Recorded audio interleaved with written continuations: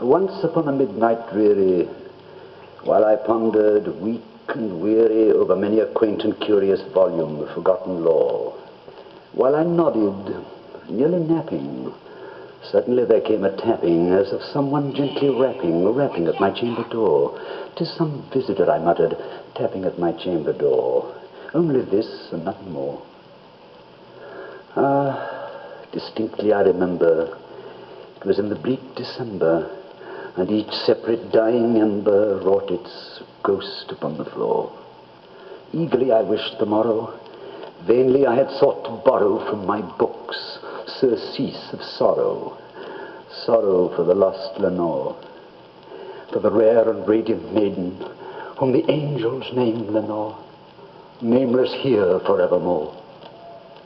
The silken, sad, uncertain rustling of each purple curtain thrilled me, filled me with fantastic terrors never felt before, so that now, to still the beating of my heart, I stood repeating, "'Tis some visitor entreating entrance at my chamber door, some late visitor entreating entrance at my chamber door. This it is, and nothing more." Presently my soul grew stronger, hesitating then no longer. "Sir," said I, "or madam, truly your forgiveness I implore, but the fact is I was napping, and so gently you came rapping, and so faintly you came tapping at my chamber door, that I scarce for sure I heard you. Here I opened wide the door." Darkness there, and nothing more. Deep into that darkness peering, long I stood there, wondering, fearing, doubting, dreaming dreams no mortal ever dared to dream before. But the silence was unbroken, and the stillness gave no token, and the only word there spoken was the whispered word, "Lenore." This I whispered, and an echo murmured back the word, "Lenore." Merely this, and nothing more. Back into the chamber turning, all my soul within me burning. Soon again I heard a tapping, something louder than before. "Surely," said I, "surely that is something at my window lattice. Let me see then what thereat is, and this mystery explore. Let my heart be still a moment, and this mystery explore. 'Tis the wind, and nothing more." Open here I flung the shutter, when with many a flirt and flutter, in there stepped a stately raven of the saintly days of yore. Not the least obeisance made he, not a minute stopped or stayed he, but with mien of lord or lady, perched above my chamber door. Perched upon the bust of Pallas, just above my chamber door. Perched, and sat, and nothing more. Then this ebony bird, beguiling my sad fancy into smiling, by the grave and stern decorum of the countenance it wore. "Though thy crest be shorn and shaven, thou," I said, "art sure no craven. Ghastly, grim, and ancient raven, wandering from the nightly shore, tell me what thy lordly name is on the night's Plutonian shore." Quoth the raven, "Nevermore." Much I marvelled this ungainly fowl to hear discourse so plainly, though its answer little meaning, little relevancy bore.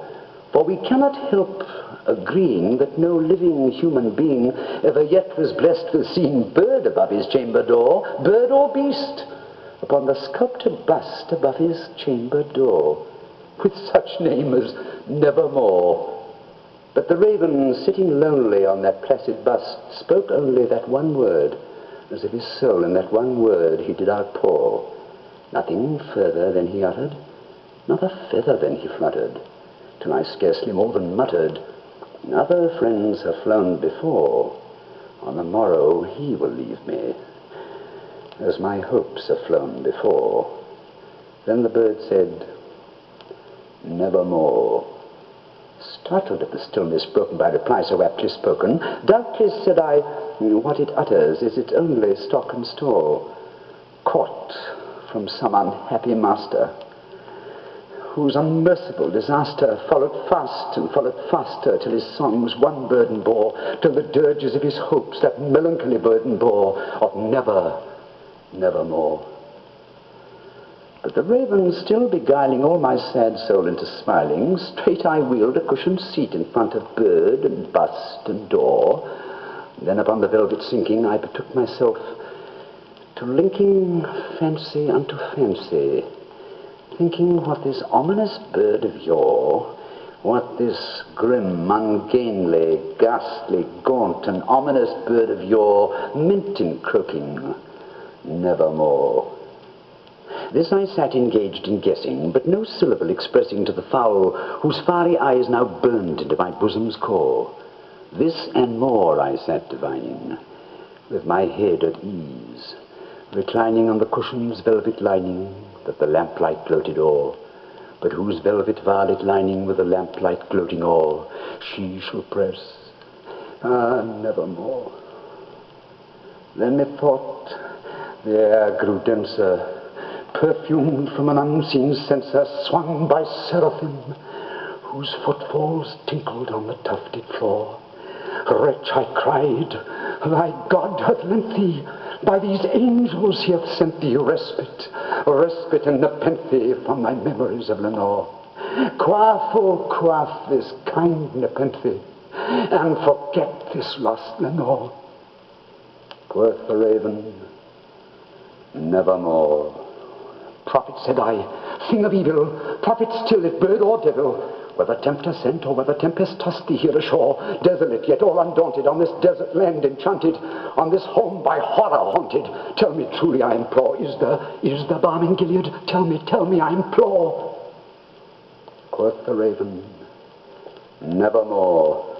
Prophet, said I, thing of evil, prophet still if bird or devil, by that heaven that bends above us, by that God we both adore, tell this soul with sorrow laden, if within the distant Aden it shall clasp a sainted maiden whom the angels name Lenore, clasp a rare and radiant maiden whom the angels name Lenore. Quoth the raven, nevermore. Be that word our sign of parting, bird or fiend, I shrieked upstarting, get thee back into the tempest of the night's Plutonian shore. Leave no black plume as a token of that lie thy soul hath spoken. Leave my loneliness unbroken, quit the bust above my door. Take thy beak from out my heart, and take thy form from off my door. Quoth the raven, nevermore. And the raven, never flitting, still is sitting on the pallid bust of Pallas just above my chamber door, and his eyes of all the seeming of a demon's that is dreaming, and the lamplight o'er him streaming throws his shadow on the floor, and my soul, from out that shadow that lies floating on the floor, shall be lifted nevermore.